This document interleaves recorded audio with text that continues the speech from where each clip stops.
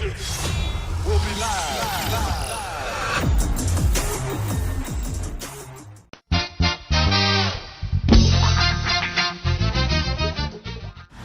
tout le monde, attendez, je dis à la nous allons faire une recherche et nous allons chercher connaître qui gens yon moun capable faire business Chili.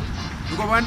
Qui gens capable faire business Chili. Premier côté nous aller dans la municipalité là, après ça pour connaître qui sa municipalité là lui-même li a dit nous.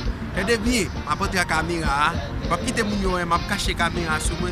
Peut-être que ça parce que ça me va faire pas autoriser pour lui mais pas quitter visage mon yo paraître dans vidéo pour nous nous preuve là, n'a vivre li, n'a pour ensemble avec moi. Pas oublier m'interdit toujours en mission pour communauté haïtienne.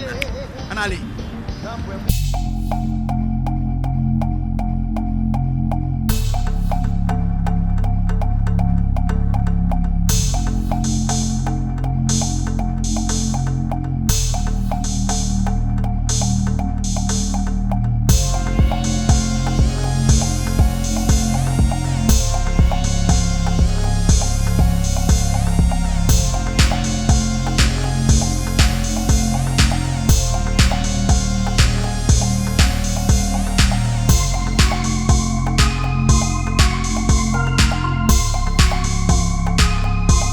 Hola, consulta.